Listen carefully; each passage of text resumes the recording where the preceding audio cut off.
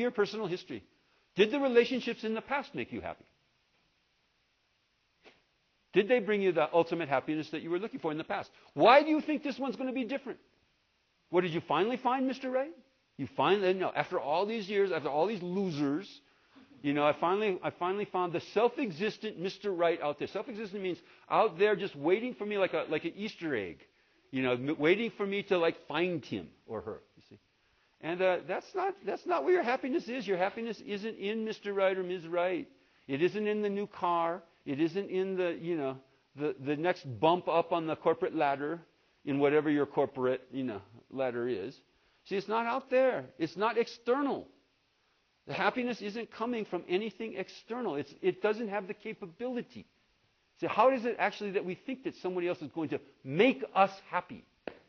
Where they got some happiness ray or something that they're going to turn on, zzz, and then all of a sudden something will happen in our DNA and change it. How do we think that's going to happen? How do we think it's going to? So just do a little review, personal review. What was the trajectory of the last new car you got? You see, how did that? See, no, people get I'm really happy I got a new car. How long did it last? See, before it just became another old wreck with scratches on it that and that GPS is so outdated now. So it's just give it up. Give up the idea. See, give up the idea that the old ways of searching for what we really want in life, which is happiness, which is the mystery, which is the miracle. This is what we really want. We really desire this. We see it in kind of interesting ways. Give up the idea that a culture that's designed mostly to drain the sacred out of your life is somehow going to provide the happiness that you're looking for in the sacred. So we're looking for it in interesting ways. Look at the movies that we're attracted to. Look at the Harry Potter books, you see. Look at these kinds of these are remnants of a desire for a special life, for something sacred, for something unusual, for something that's not just profane, not just ordinary. And so we all have it. We have this kind of desire. And it is, I think, a very, very appropriate desire to cultivate. It's a very, very appropriate desire to cultivate. Cultivate the desire for something special. Because without that desire, you're not going to be interested in pursuing it. You're not going to be interested in pursuing the method that will bring you a special life. There are methods that will bring you a special life. The religious life is designed to make your life Disneyland. Constantly. Fairyland. Where magic is happening all around. Like the wands are waving with the magic dust and everything. Just like that. Really. Just like that. Where things become where just driving to the retreat center becomes a magic experience. Oh, listen what they're playing on the radio. Oh, look at that. Oh, see, everything just becomes potentially a miracle. And when you start looking for it, they're all around us all the time. All around us. The magic life is around us all the time. All the time. We're not seeing it because we've ruled it out. We've ruled it out as a possibility. So the first thing to get straight on is that, we've got a choice. We've got a choice to continue the old life, the old, boring, uninteresting, sacred life, secular life, where everything is just ordinary, everything's just another day, humdrum, another day. Or to say, I want to live in Disneyland. I want to live in a life where there's enchanted fairies. I want to live a life where I can start seeing the people around me as angels. You see? And not just have them be stained glass windows. See? Bringing the sacred into your life imminently, instead of keeping it, what's left of it, in this kind of arm's length transcendent way. See? This is another way of talking about how to reintroduce the sacred. Make the sacred imminent in your life. Imminent. Again, some of us have some version of the sacred left in our minds. It's in Alpha Centauri somewhere. God's up in Alpha Centauri. Maybe he's got a big long beard and white hair, and he's sitting on some throne, far, far away. And then we're, down here as schmucks living ordinary schmucky lives. And then maybe when we die, we'll go flap, flap, flap, flap, flap, flap, flap, up to Alpha Centauri. in some like spaceship that takes us to Alpha Centauri, where finally things are cool, where finally things are interesting. See? Right? Don't wait. You don't have to wait. Religion, you can divide religion into two strands.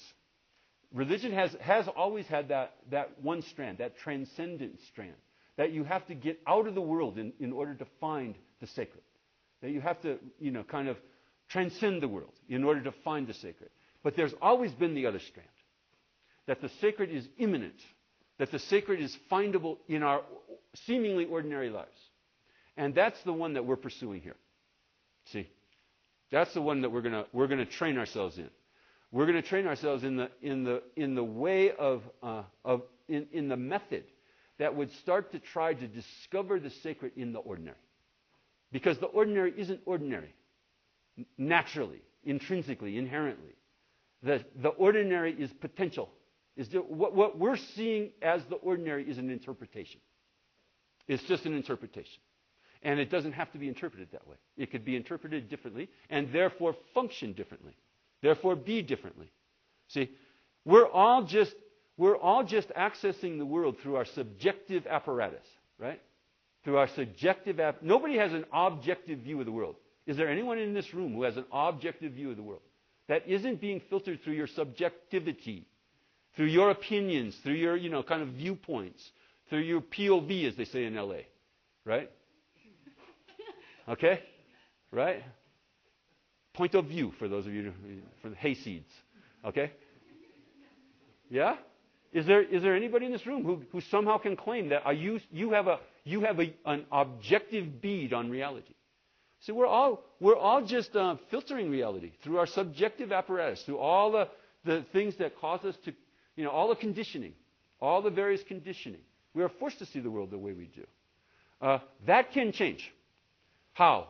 By changing the subjective apparatus, you can change the subjective apparatus, right? You can start working on yourself and start changing your mind, changing your life, changing your being from the inside. What would happen to the world around you then? It must change, because there is no world around you that isn't being filtered through your subjective apparatus. Okay?